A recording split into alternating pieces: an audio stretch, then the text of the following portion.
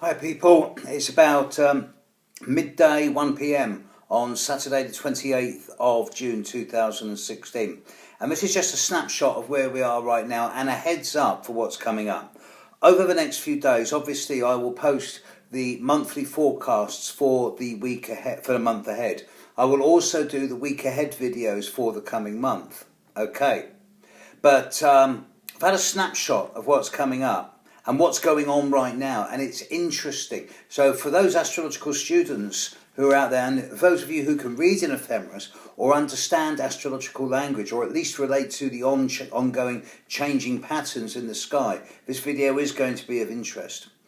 As we speak, right now, today, there's a lovely grand trine up there. It's been there for the last 2 days. It's going to be there till tomorrow. Mercury in the middle of Taurus, trining Pluto in the middle of Capricorn, trining Jupiter in the middle of Virgo, the earth signs. And this is, I suppose, at a global level, it's lovely because you would think that with Mercury in Taurus, there'd be a common sense, practical, down-to-earth, grounded approach to things around resources and values and money. And trining both Jupiter and Pluto, also in earth signs, you would think that this would bring a much more centralised and focused perspective into the global economy. I mean, fat chance.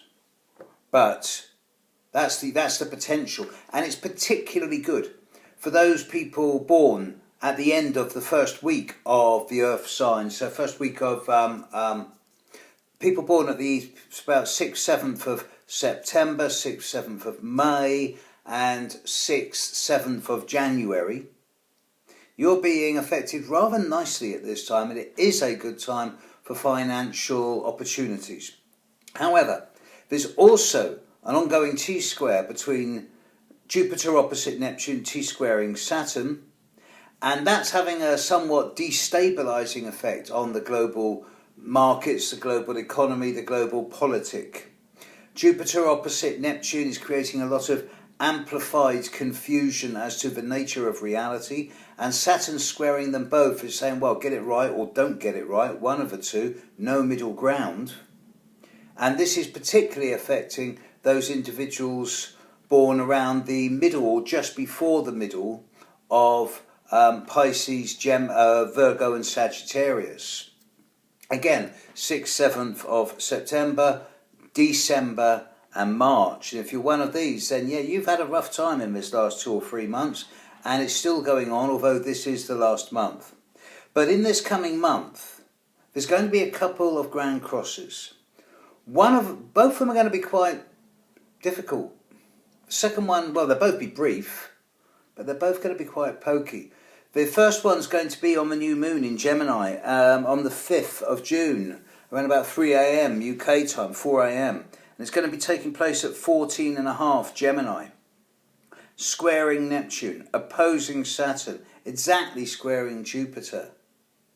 So there'll be a grand cross in mutable signs, moon opposite Saturn, Jupiter opposite Neptune.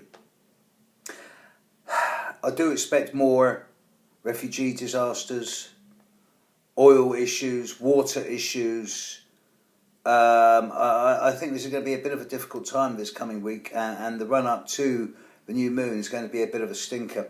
After that, there's another grand cross in similar position around the 21st and the 22nd of June, immediately after the solstice, when we're going to have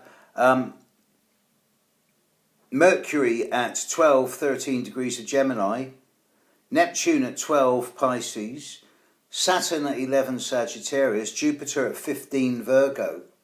So it'll be Mercury opposite Saturn, Jupiter opposite Neptune. I can't help feel that these two grand crosses are related, and that one is developmental with the new moon, and with the Mercury one on around the 20th, around the solstice, it's much more resolving, sorting things out. This is on the full moon. It's a double full moon as well, because the first full moon last month was at the start of Sagittarius, this second one's at the end of Sagittarius. It's a very ominous, not ominous, but ominous month that's coming up.